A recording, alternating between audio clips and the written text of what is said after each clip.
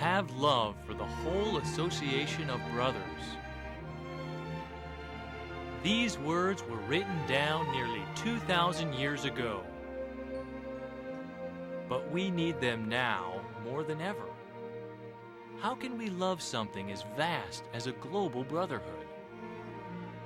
And in this loveless world, how can we make sure that our love never fades?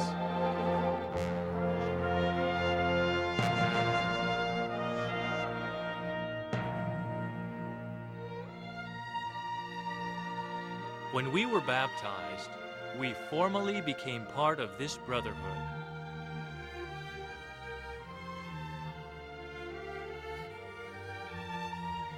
Our hearts were full of joy.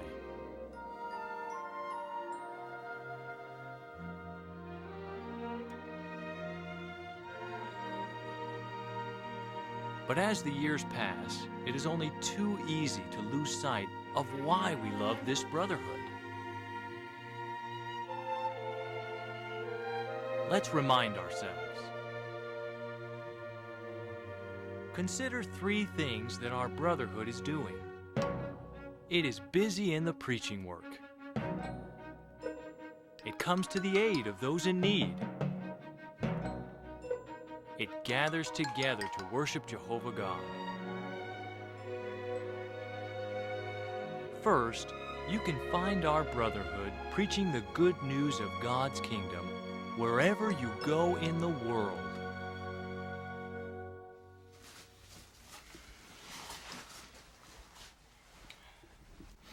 Jesse is preparing to go out in the field ministry. Got everything? I think so. I'm all packed up and ready to go. Well, there's your coffee. Well, You thank gonna you. call me tonight? But why all the luggage? He lives in Alaska, a vast region more than twice the size of France. Many people there live in areas so remote that there is only one way to reach them: by airplane. There are no roads on 50% of that territory. It is desolation. There's not even a trail, but there's about 200 villages with Eskimo, Indian, Athabascan, Shimshan, Tlingit tribes, probably 70-some thousand people scattered in those areas. Hey, let me show you here. The reason why I would The like brothers to go there carefully is we select have the neighbors villages who to live be here. visited. They prepare the airplane and recruit a crew of pilots and publishers for a 2, 3, or 4-day trip.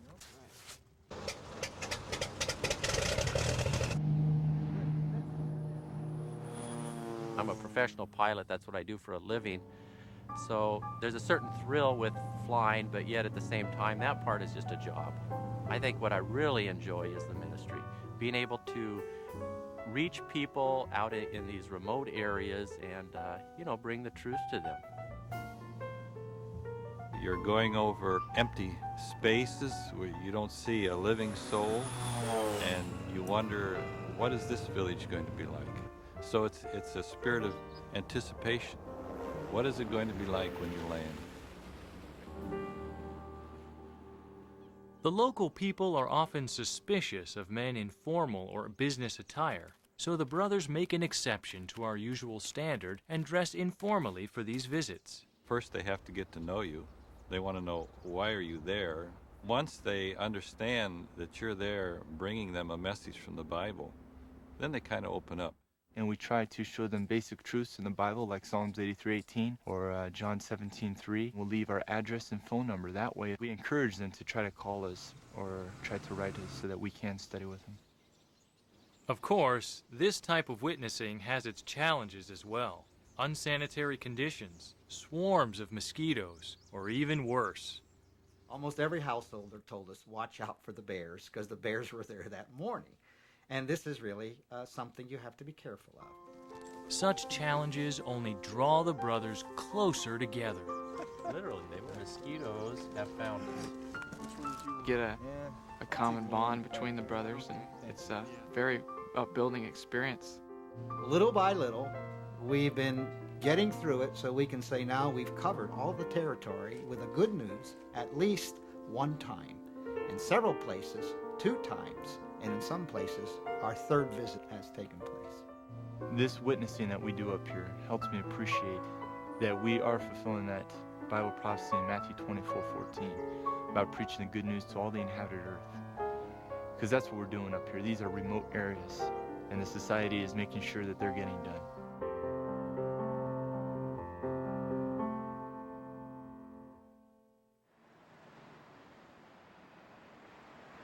Our brotherhood has found that in this sophisticated European city, as in so many others, most people are somewhat apathetic about the Bible's message. The members of one congregation, however, are assigned to preach exclusively in a very different kind of territory. The vast harbor of Antwerp. The brothers arrive at the docks before the ships are open for boarding. They use this time to witness to the truck drivers who come from many lands to service the harbor. Then it's on to the ships.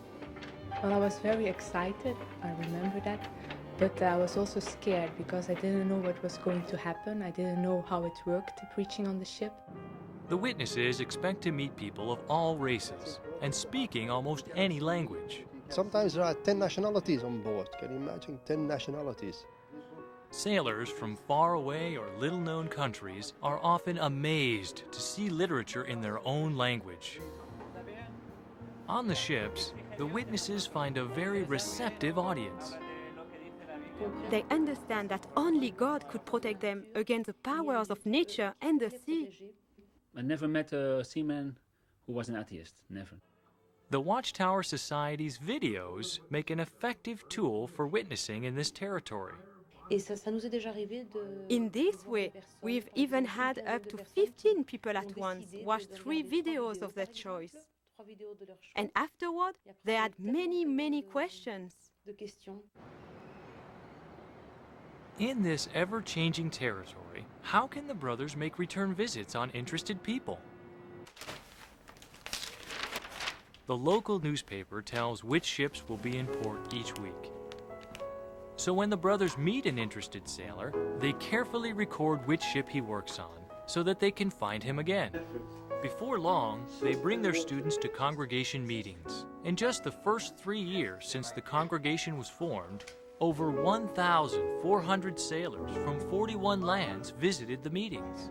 On average, 5 new Bible studies are started each month. One man was really eager to become witness. He just read one magazine. He said, this is the truth. He started talking to the other ones. So we came on the ship, and this man was preaching. He said, I need books. One day I went to the ship, and in the country, the witnesses were banned. And we visited the ship 3 evenings. And the last evening, we stayed to 1:30 in the night, preaching the good news. When we left the ship, the whole crew came on deck, and they were all shouting, "By Jehovah Witness, till we see you in the paradise." From the first ship we ever did, we really fell in love with these people.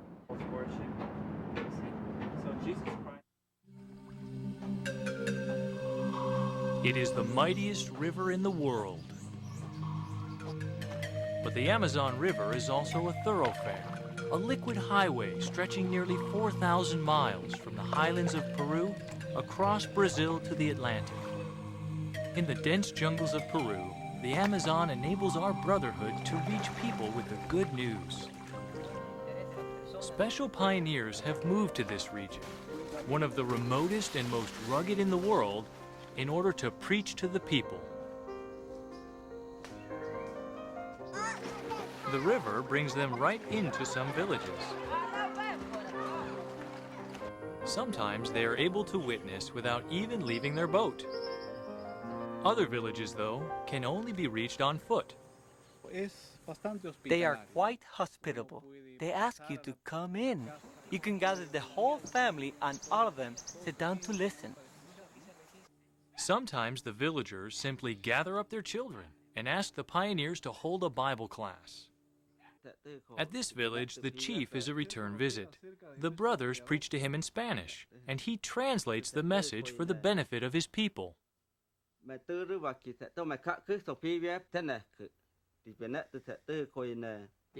The brothers also find a receptive audience at a local leper colony. Here in the Amazon, Sometimes you meet natives who have not heard about God. To reach them with the truth is a beautiful experience. The pioneers readily admit that this territory has its hardships. When we go preaching into the forest, maybe the snakes.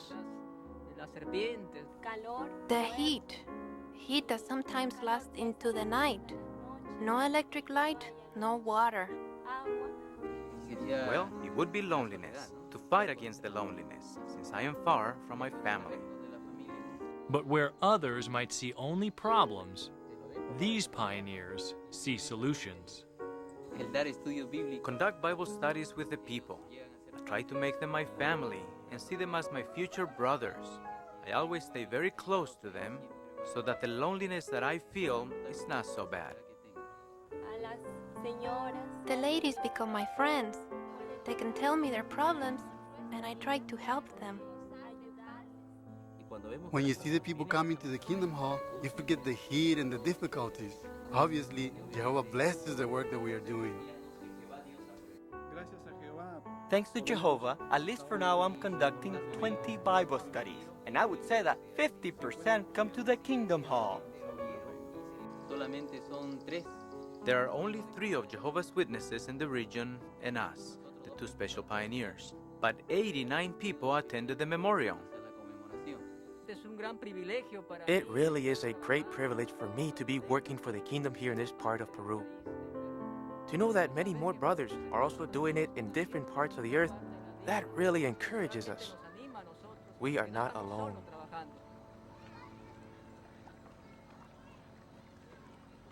They are far from alone.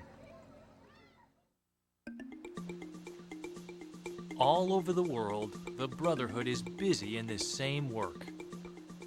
Witnesses who live in the cities and larger villages of Mozambique regularly travel to remote rural areas. They carefully plan their visits according to the seasons. This enables them to reach hardworking farmers and their families.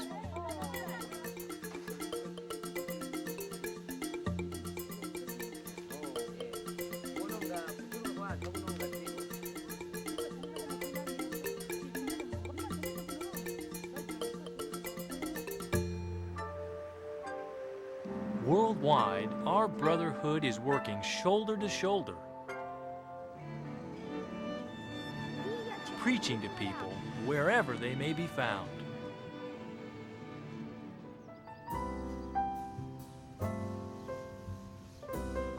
Are you taking part in the preaching work where you live? You may feel that what you do is rather ordinary.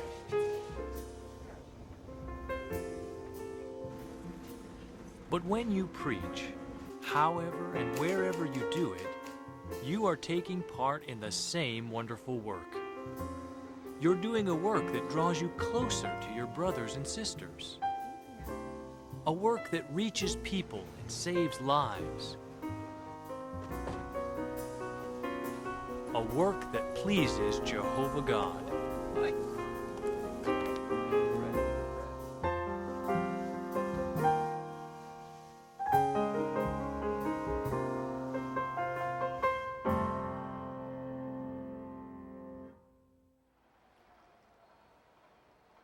Passers-by barely notice this spot. Just an empty lot in a bustling Japanese city.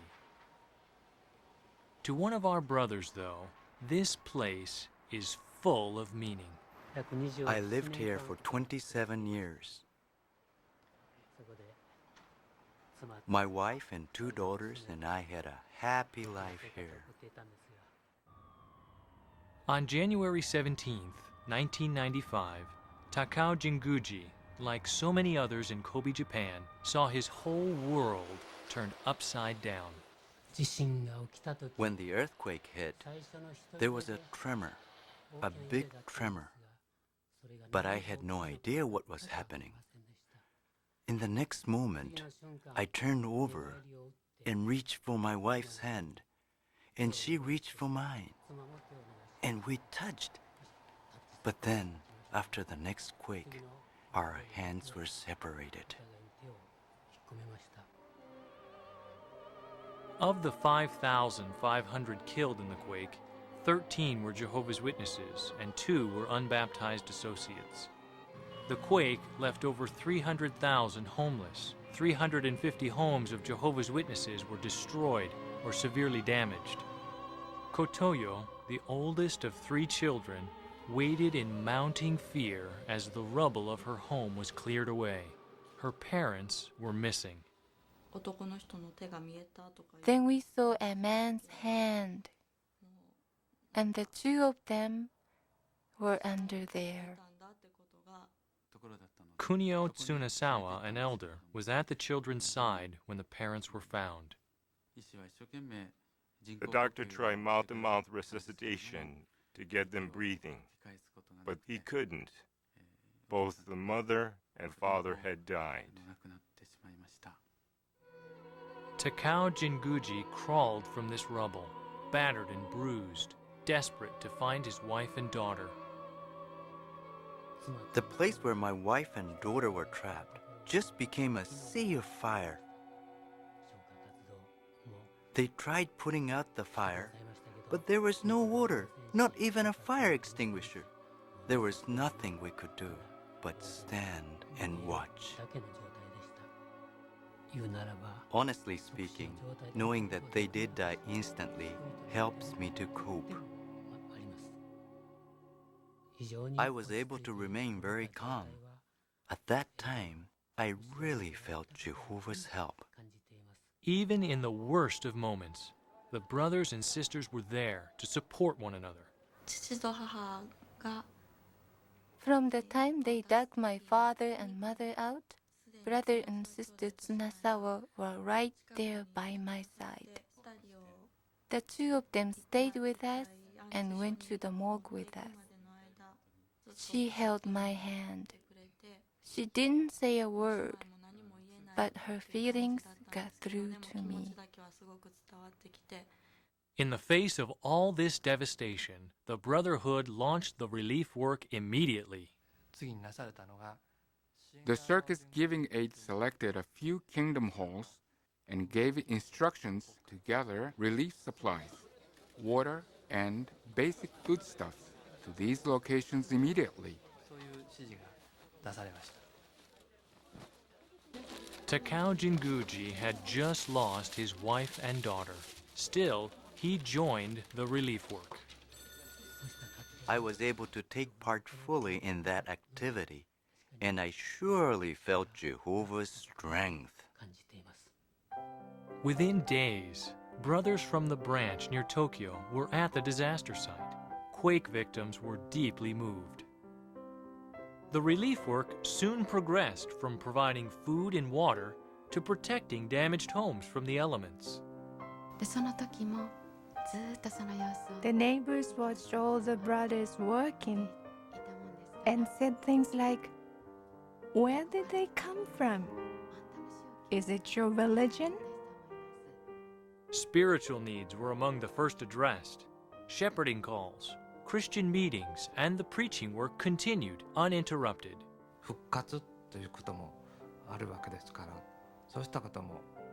Because we know there is a resurrection, declaring that hope to others can heal the hearts of those who lost loved ones. In one relief program, quake victims were taken by bus to an assembly hall facility where they were given a clean room to spend the night, a hot bath, and all the supplies they needed. They also attended a meeting and went in field service in an undamaged territory. Then they would take us back home right to our house. I thought it was a very kind arrangement. The Nagais, a disabled pioneer couple in Kobe, opened their tiny apartment for use as a kingdom hall. They had a peak of 72 people at the meeting here. The brothers who used the place this way were really thankful because they didn't have anywhere to meet. The brothers endeavored to help all whom they could, including non-witnesses. We went to the largest hospital in Kobe, and we shared with them our futons, blankets, rice, and many things. The earthquake continued to take its toll for years afterward. It's been 3 years since it happened, but not a day goes by that I don't think about the earthquake. However, quake survivors have drawn great comfort from staying close to Jehovah and the worldwide brotherhood. Of course, there were times when I myself got weak because of the pain and loneliness. But at those times, I got a lot of comfort from attending the meetings, or doing personal Bible reading, or reading the magazines.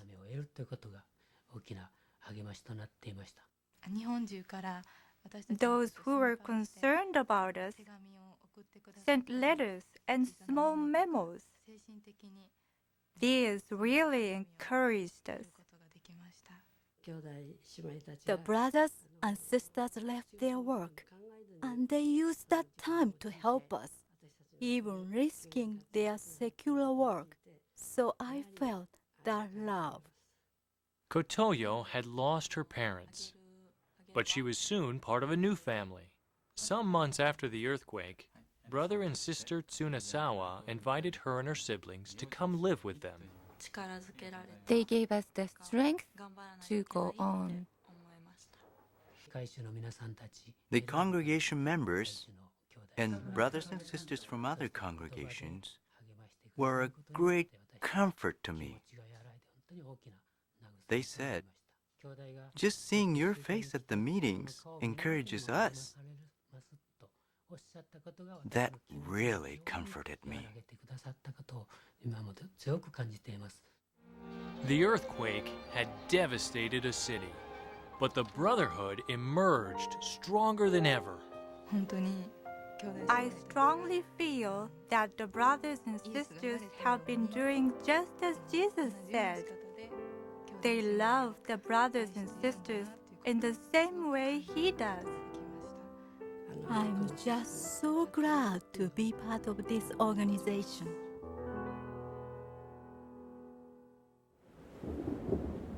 The decade of the 1990s saw many disasters. In August 1992, Hurricane Andrew caused tremendous damage. Our brotherhood was praised for its relief efforts. A local newspaper commented, "No one is slamming doors on the Jehovah's Witnesses this week, even if they have doors to slam." About 3,000 witness volunteers from across the country have converged on the disaster area. First to help their own, then to help others. The paper added, any military organization might envy the witnesses' precision, discipline, and efficiency.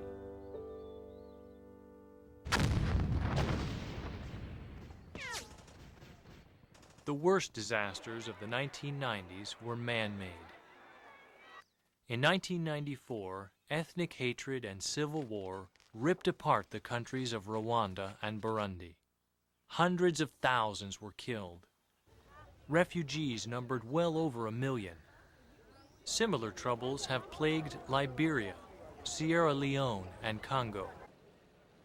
Among Jehovah's Witnesses, such disasters have meant death for hundreds, poverty, disease, homelessness, and hunger for thousands more. The Brotherhood works hard to come to their aid. During one relief effort in July 1994, witnesses in France, Switzerland, and Belgium contributed over $1,600,000 to a fund for their brothers in Rwanda and Burundi. Notified of the need on a Friday, the brothers in Europe shipped 35 tons of relief provisions by the following Wednesday.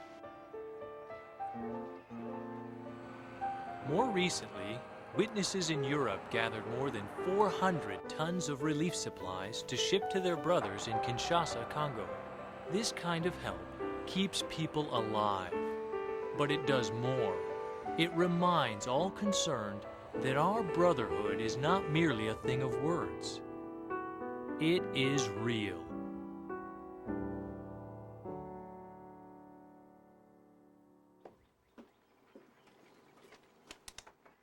Now, you may never have had the opportunity to take part in relief efforts for such extreme cases of distress. Does that mean that you are no part of this work? Not at all. In this troubled world, distress takes many forms. When you visit the sick, when you help out the elderly and infirm, when you take time to comfort a depressed soul, when you take an interest in your brothers and sisters in the faith, you add your own part to the great identifying mark of this brotherhood: love.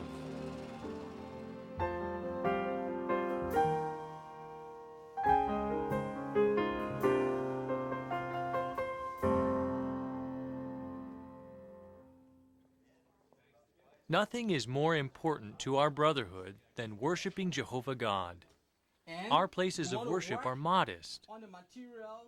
Still, they are important. As the brotherhood continues to expand, more and more kingdom halls are needed. Recently, that was a problem in Machachi, a city nestled in the mountains of Ecuador. 3 or 4 brothers with construction experience guide the brothers doing the work. With the help of the brothers, we can work in less time, and all the labor is free of charge. When all the preparations are complete, a period of intense activity begins.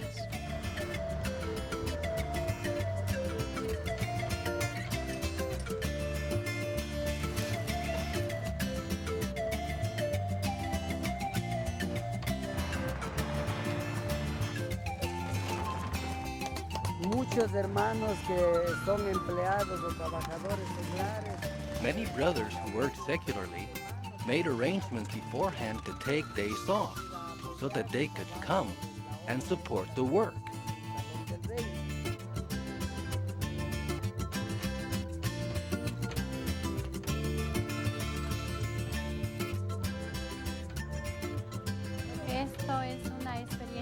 This is a joyful experience for brothers to come from afar to help build Jehovah's house of worship.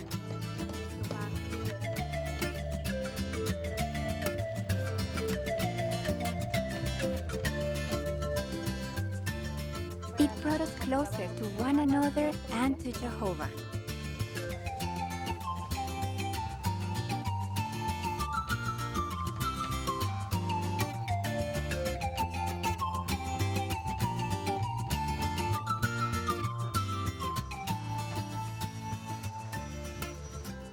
On these projects, there is plenty of work for all the volunteers. We have seen a beautiful, joyful attitude. Everyone collaborates. All are willing, from the youngest to the oldest. Everyone involved wants the new Kingdom Hall to serve as a good witness to the community. During the construction, we have heard positive comments from people. Many are amazed at the unity among Jehovah's Witnesses. For example, people see that we are industrious, that we're like ants. They would like to see other people in the community working together like this to get things done. At last, the job is complete, and the time has come to dedicate the new Kingdom Hall. Y así, hermanos, este salón del reino se ha dedicado a Jehová. We have longed for this, to have a new kingdom hall where we can welcome more people. It is a joy. As I've told you, we have not had a proper place to meet. I'm giving way to tears because of my joy.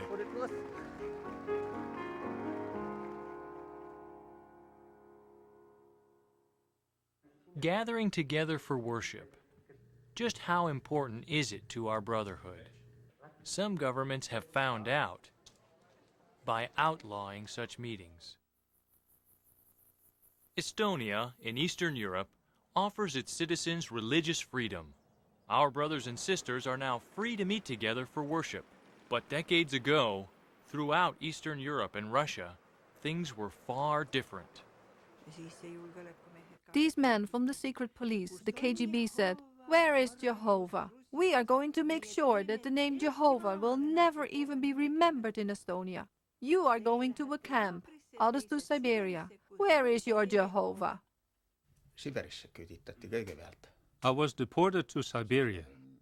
I was 8 years old at the time, and that was in 1951.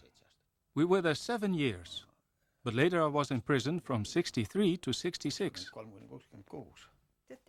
In 1951, over 300 were deported, my father and mother included, so that Jehovah's name would no longer be remembered in Estonia, period. And so we began a new life. We were out in the vast Russian steppes, and we just preached. Did this severe persecution put a stop to Christian meetings? There were meetings, but they were not these large ones. It was in small groups that we got together and discussed things. Also, the place and time of the next meeting were decided, and you couldn't even say it out loud. We traveled several hours to get there. Before 7 in the morning, we took the children. They were young.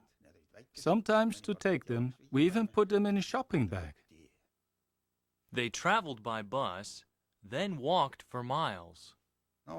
Every week, it took us about 12 hours to attend the Watchtower study by the time we got back.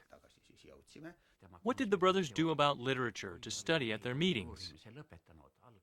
In the beginning, we could not reproduce the Watchtower, except by either using a typewriter or copying by hand.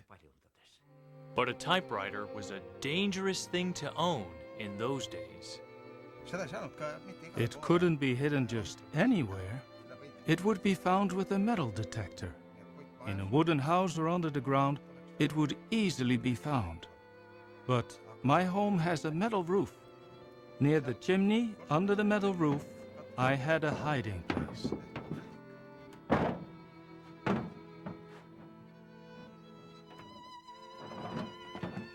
The brothers reproduced literature using their own stencils and hid it all very carefully. And that was how we survived spiritually all those years, despite the hardships and persecution.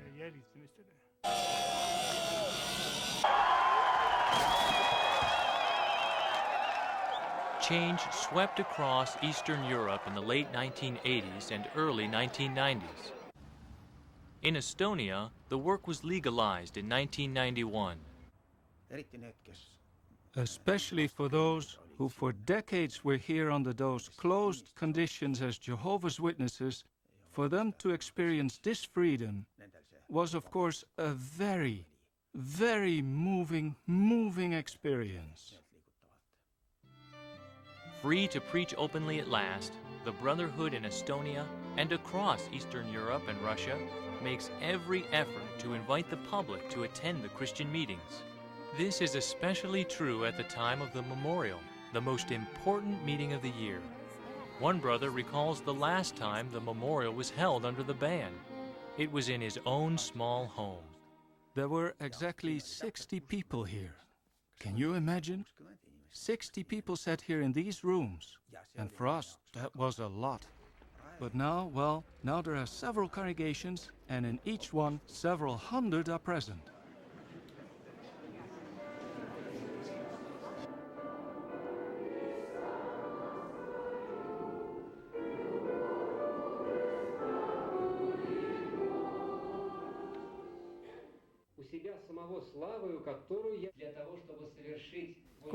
The meetings started full speed, and the joy of the brothers was so great.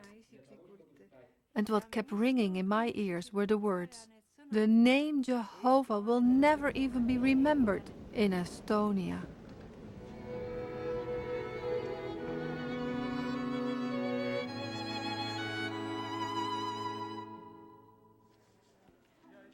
Lundazi in Zambia is an unusual village. Most of the time, it stands empty. But for a few weeks each year, the place comes alive. Hundreds of our brothers and sisters travel there for their conventions. Many have walked for 3 days. We do not stop along the way, except to eat. And when it is dark, we stop. We sleep only for a few hours.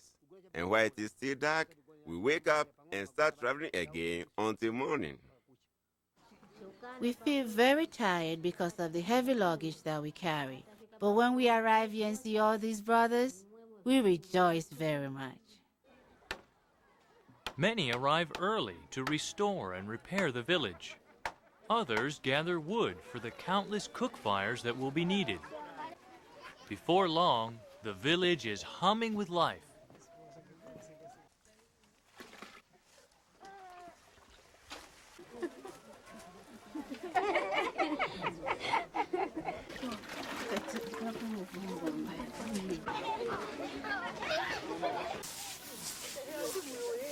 The most important work, though, is preparing for the convention itself. At last, the program begins. I cannot tell you, my brother, the joy that we derive from it. That is the cause for great rejoicing, much rejoicing. After the convention comes the long journey home. But these brothers and sisters are accustomed to long walks. It is not strange for us to walk, because we were born in Africa, a continent where many are poor. It is our way of life. We should press forward and not shrink back. Mountains do not matter.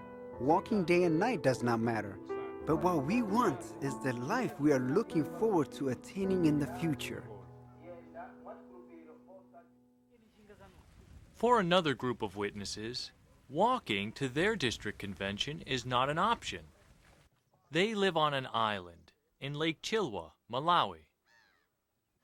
We were under ban for about 27 years, holding our meetings only at night. But for some reason, things have changed, and we are now able to worship and preach publicly. On Lake Chilwa, as in most of rural Africa, the business of surviving day to day consumes a great deal of time and energy. Our daily lives are somewhat difficult. The fields are barren, insufficient. The money to buy fishing equipment is very hard to find. In spite of difficulties, these brothers find great encouragement in their meetings. Getting to the district convention requires an expedition of sorts. There are some difficulties because it is a great distance from here to the convention site. The major problem is that we have to cross the lake. When we reach the other side, some use a car, some use bicycles, others bought buses. Then we have others who go on foot because they are disadvantaged. For some, this convention will be a personal landmark. This small congregation of 62 publishers has 7 candidates for baptism from one side of the island and 3 from the other side. Even some of those who have qualified for baptism still ask, are we truly going to be baptized this very week? They are very excited. 1, 2, 3. 1, 2, 3.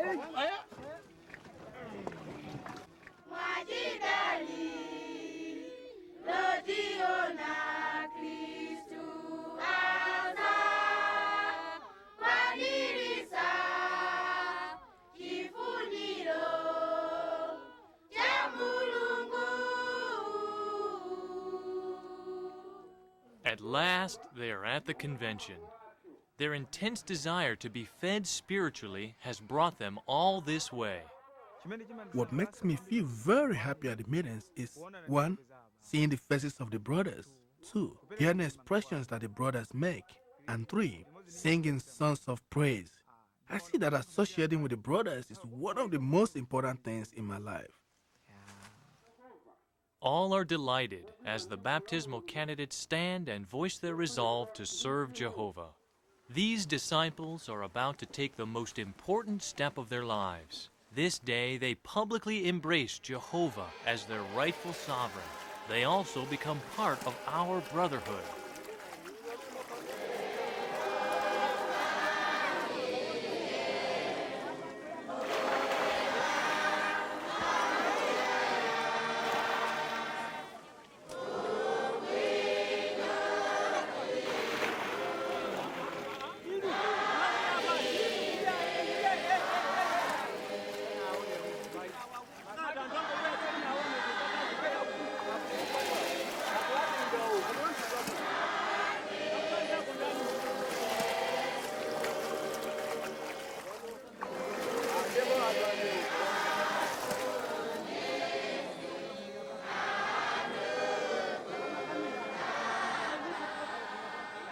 After their baptism, our 10 new brothers and sisters are ready for their journey home.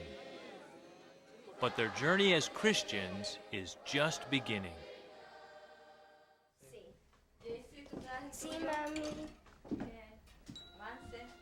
When you journey to your own Christian meetings, you may not meet the same challenges, but you have your own challenges to face. We all do. Despite all obstacles, we are there at our meetings, week after week. Why? The reason is simple. For the same reason, our brothers and sisters are deeply touched when they get to attend meetings again after years under ban. Personally, for me, each meeting and each convention was such a big emotional experience. I can only say, Jehovah, Jehovah, a prayer of thanks as the tears fall. For the same reason, we are moved to help our brothers and sisters in need. I would like to take this opportunity to tell the brothers and sisters around the world how thankful I am for all the help you gave us. That one thought says it all. Of course, I am very thankful to Jehovah, the one who led me to this organization. For the same reason, we preach faithfully whenever and however we can. When you have the opportunity to give these people a message that some of them have never had before, even though they've had a Bible, that is the peak of privilege and a wonderful honor. For the same reason, we dedicated our lives to Jehovah. It may be years since we became part of this brotherhood, but our reason for doing so has only grown stronger. It is the simplest thing. We love Jehovah, so we love to learn about Him and to teach others about Him. And we love the people Jehovah loves. When we help them out in times of need, we do not expect God to thank us. We thank God. This brotherhood He has given us is a gift that touches our hearts. Every passing day gives us more reasons to have love for our whole association of brothers.